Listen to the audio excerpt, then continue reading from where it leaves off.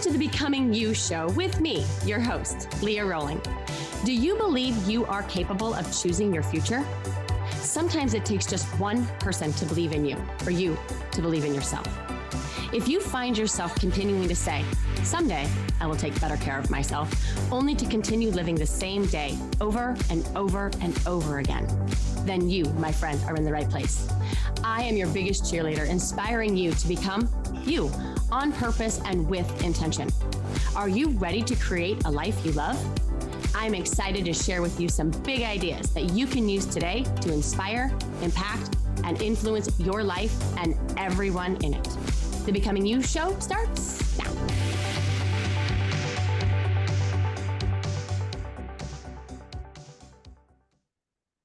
Hello, my friends. How are you? How are you today? I am really excited about some high performance webinars that I have been hosting. Super excited about that. And then I am also getting ready to go to LA here in the next couple of weeks to be on the Smiles at Sea cruise. I'm looking forward to that. As you know, I am in the thick already of baseball season and will continue to be in baseball season until probably sometime in end of June, early July. And so I'm excited that the weather is turning here in Iowa, which is where I live, and we're seeing more sun and more light, and I'm just excited to settle into one season versus the 3 to 4 seasons that we sometimes have over a span of a couple of days. So that's what I'm excited about. What are you excited about? I'd love to know. I'm also excited to talk to you today about the importance of the basics, okay? Regardless of your goal, the fundamentals must not be discounted. I'm going to share today why it is that we almost resist the basics, as if getting the goal must be complicated and super hard. Our psychology is conditioned to think that if it's easy and simple, it must not be effective.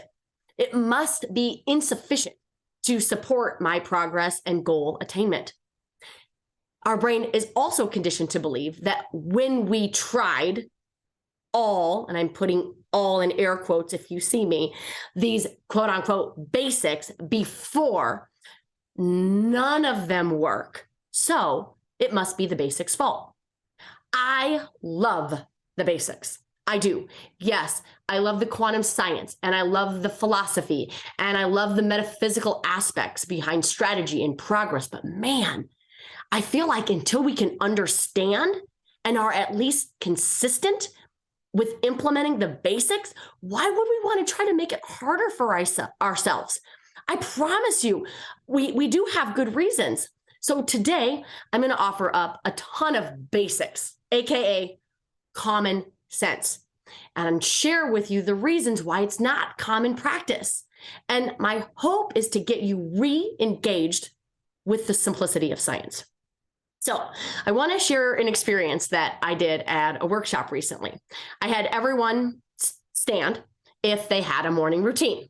So like maybe you're listening to this and maybe you raise your hand if you have a morning routine, right? If you have a routine that is rooted and grounded in you, not in the agenda of everyone else, but it's time where you sit with your gratitude, with your journal, with your meditative practice, and you start the day your way, as opposed to the needs of everyone else. That's how I'm defining a morning routine here. Now, I also asked them to keep standing if they stood with a morning routine.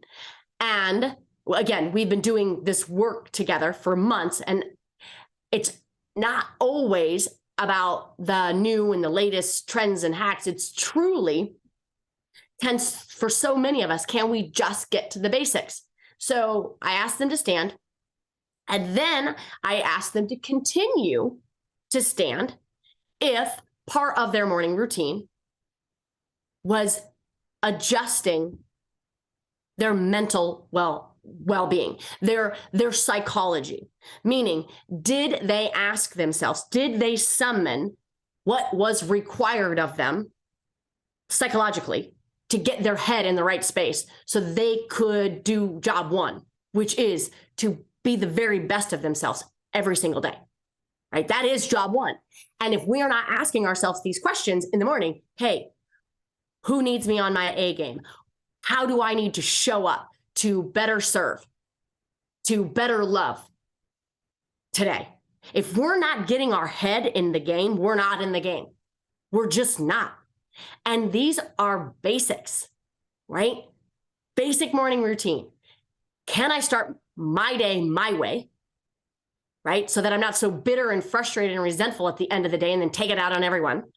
And can I start at getting my head in the game? This is basic stuff, but so many of the people at the workshop sat down.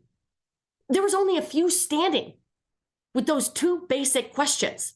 So if your hand is still raised, awesome, way to go. But if it isn't, no judgment, just be like, okay, there might be an opportunity in the basics that I've missed because I'm trying to make it harder for myself. So before we dig in and talk about the basics in several different aspects, I'll talk about the basics in as many aspects as I've got time for on the podcast. Money, health, relationships, leadership, profitability, marketing, it's all up for grabs. I wanted to give you a simple framework around the basics that you can use to deepen these conversations that I hope you'll have post this show. So let's get into it. So breaking down the basics, as you know, I like to create frameworks and acronyms for a lot of the things that I teach. So if we break down basics and we start with the B, I'm going to offer up that the B in getting back to basics is belief in what's possible. It starts and ends with the belief always. Your results in your life will never exceed it. So we must not only know logically, but feel emotionally that what we want is not only possible, but that we can create the reality in our mind before it is made manifest. Do you believe in the result that you want? That's basic. If you do not believe that the goal that you want, you can have, it doesn't matter what hack you do. It doesn't matter what new scientific strategy or research-based efficacy you implement. It won't make a difference. You must start with your belief. Second letter, A, awareness. Awareness of what we're choosing. We must know with crystal clear clarity what we are choosing and choosing it wisely. I was talking to a client last week, and we were tackling a few of her fears. And one was the fear of the unknown. And when we unpacked it and laid it all out, I asked her, is there more peace in the unknown, or is there more peace in the known?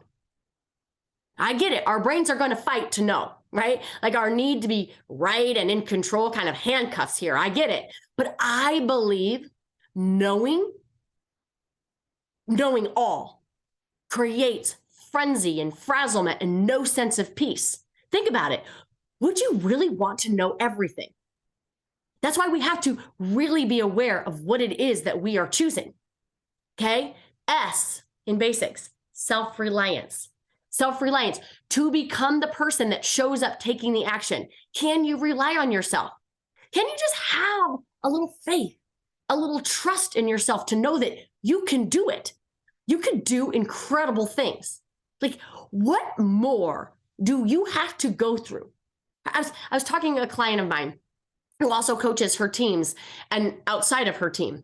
And she mentioned that she kind of felt like a fraud, not having a quote unquote real certification in this coaching that she does.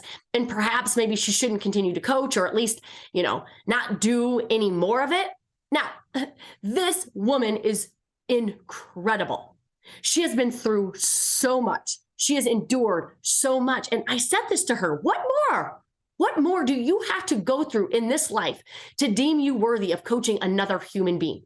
Because the only thing that we have true mastery at is our experiences. And I assured her that her life experiences was quote unquote real certification. You've got this, friends. I believe in you. Can you believe in yourself just a little bit to consider this? Your goal, your want can and will happen. The I to the basics is intentional execution. Let's plan it. Yes, plan.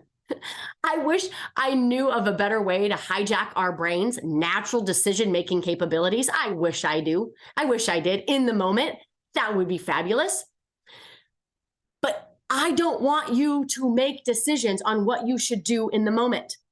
If left to decide in the moment, to work out, to go to bed, to watch that, to not watch that last episode of your favorite Netflix show, to make that sales call, to have that conversation, to run that errand, if left to the moment to decide, guess what? It is most likely not going to happen. Because as you know from last week's episode, we operate from internal constraints and seemingly useful excuses. Planning is so effective, my friends, because it takes the decision out of the moment. Planning is essentially deciding 24 to 48 hours ahead of time, ideally. That is why I stress the Sunday sets. To really set up whatever you want in your week, it needs to be decided on and in advance and mapped out in your week. I wish it was enough to say that I'm going to get more sleep, work out more, take my returns back, and make more connections, but it doesn't work. That is why so many of us have returns in our car or on our tables.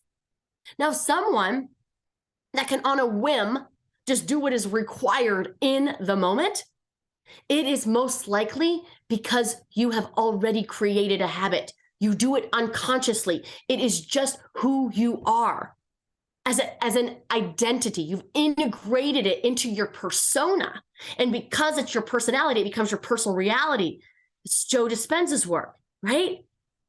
Or you just have super special gifts. You're an amygdala magician. And I truly want to know what that's all about. So please DM me, find me. I want to connect with you. I want to know your secret. So it's either a habit, meaning you don't have to think about it consciously, or it needs to be planned. Or like I mentioned, you're an amygdala magician. And if so, I need to know who you are. Okay. So now that we have our belief, now we have the awareness of what it is that we actually want. We have the self-reliance and faith in our ability to execute a plan for that execution. All that is left is commitment and celebration. That's the seed. For me, if it is on my plan, I do it. That's the commitment part of this conversation. I know that my prefrontal cortex, right, and we sat down on Sunday and we mapped out my week for the betterment of my future self. I know that any deviation in that plan could potentially hijack the week and distract me from my focus and disregard the progress that I want to make. So if it gets written in my planner, I commit to it with every single fiber of my body and my mind. It is a no matter what type of commitment. The only violation I'll offer up of that commitment is addressed in my own breaking commitment rules, which are I can break my commitment if someone in my family is sick and or needs me in some way, myself included, or if my house is burning down. That's kind of it. And then there's that celebration piece. That's the piece that we miss. That's probably the biggest piece that keeps us from continuing committing to our goals. Because what's the point? If we're not celebrating along the way, it just becomes this arduous battle and an obligation that we have to do. And there's no fun in that. So that's the basics. That's the formula for implementing the basics, right? So let's talk about the basics that are to implement, right? So let's talk about working out, because I get this question a lot. What is better? Long, slow cardio, quick cardio, strength, balance, flexibility? How long should I work out? What type of workout should I do? How intense? And then there's a conversation about hormones and menopause and what might be the optimal sequence for metabolic disruption of the body. And I get it. Fitness is a field that I have done probably the most study and I've had the most experience in. And my answer is always the same. And there are programs that I've created on purpose that combine HIIT training with slow bursts, long bursts, aerobic, anaerobic.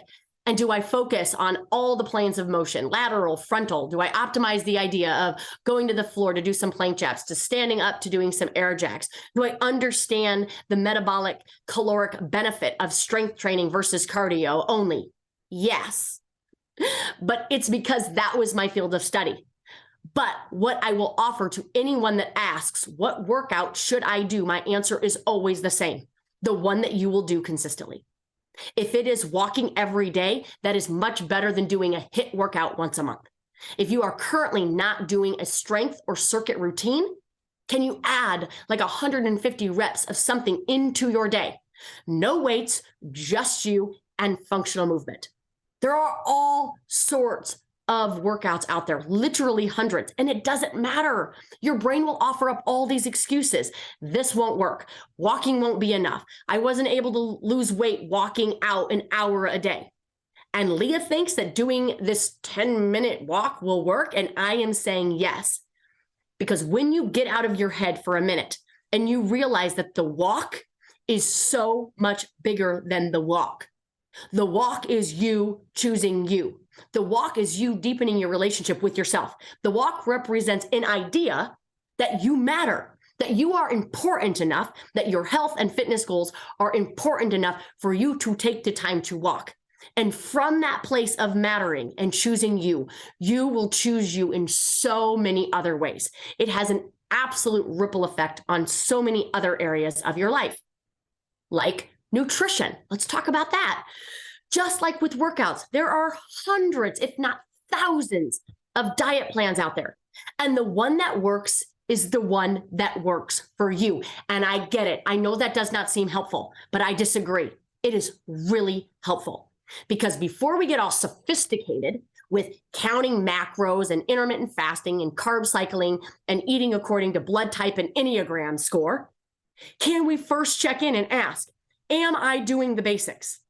Please check in with it. Check in with yourself on this.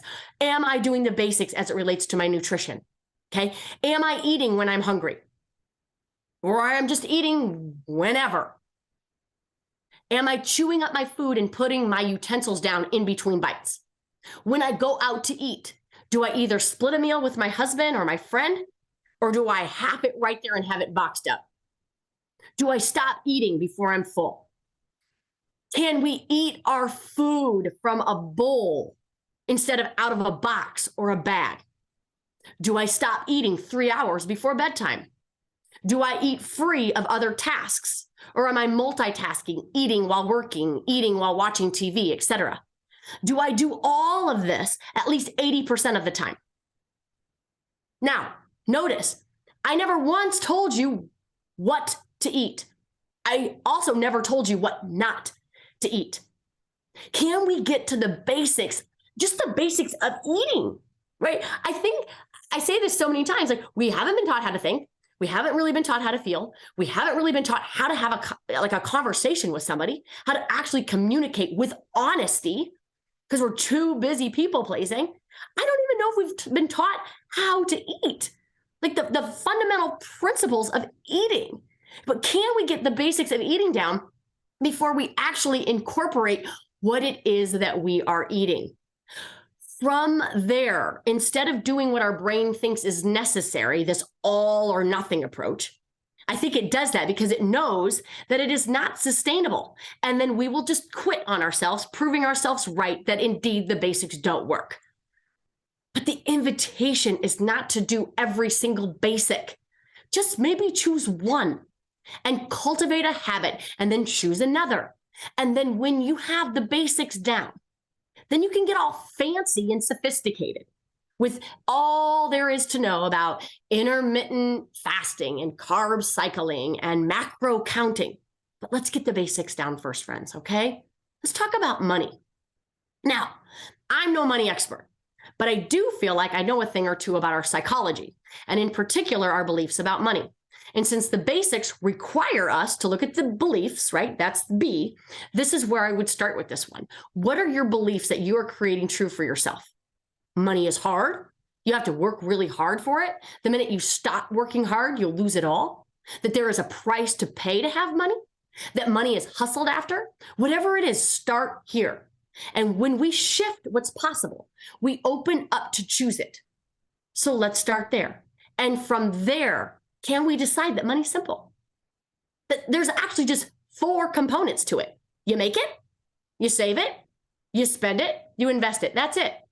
If you want to acquire wealth at its most basic definition of the word, you have to spend less than you make.